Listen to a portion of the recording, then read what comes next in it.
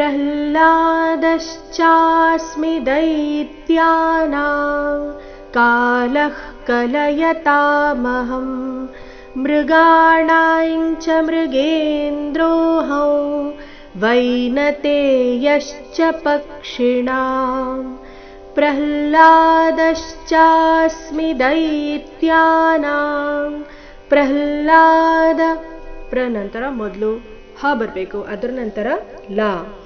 ಪ್ರಹ್ಲಾದಶ್ಚಾಸ್ಮಿ ದೈತ್ಯಾನಾಂ, ದೈ ದೀರ್ಘ ಬಂದು ನಂತರ ಆಘಾತ.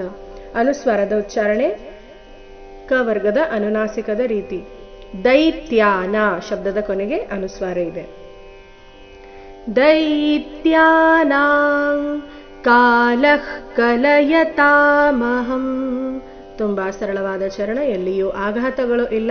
ಕಾಲ ಶಬ್ದದ ನಂತರ ವಿಸರ್ಗ ಇದೆ, ವಿಸರ್ಗವನ್ನ ಮರಿಬಾರದು. ಕಾಲಃ ಕಲಯತಾಮಹಂ ಮೃಗಾಣಾಂ ಚ ಮೃಗೇಂದ್ರೋऽಹಂ ಮೃಗಾಣಾಂ ಚ ಮೃಗೇಂದ್ರೋ ಮೃ ಮ ಜೊತೆಗೆ ಸ್ವರ ಋ ಸೇರಿ ಮೃ ಮೃಗೇಂದ್ರೋऽಹಂ. ಅನುಸ್ವಾರದ ಉಚ್ಚಾರಣೆ ಕಡೆ ಗಮನ ಕೊಡಬೇಕು. ಇಲ್ಲಿ ನಾಸಿಕಾ ವ ರೀತಿ ಬರಬೇಕು. ಮೃಗೇಂದ್ರೋऽಹಂ ವೈನತೇಯಶ್ಚ ಪಕ್ಷಿಣಾಂ ವೈನತೇಯಶ್ಚ ಯ ಮೇಲೆ ಆಘಾತ ಯಶ್ಚ ಪಕ್ಷಿಣಾಂ ಪಕ್ಷಿಣಾಂ ನಲ್ಲಿ ಪ ಮೇಲೆ ಆಘಾತ, ಮುಂದೆ ಕ್ಷಿ ಸಂಯುಕ್ತಾಕ್ಷರ ಬಂದ ಕಾರಣ.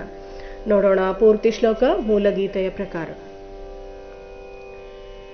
ಪ್ರಹ್ಲಾದಶ್ಚಾಸ್ಮಿ ದೈತ್ಯಾನಾಂ ಕಾಲಃ ಕಲಯತಾಮಹಂ ಮೃಗಾಣಾಂ ಚ ಮೃಗೇಂದ್ರೋऽಹಂ ವೈನತೇಯಶ್ಚ ಪಕ್ಷಿಣಾಂ.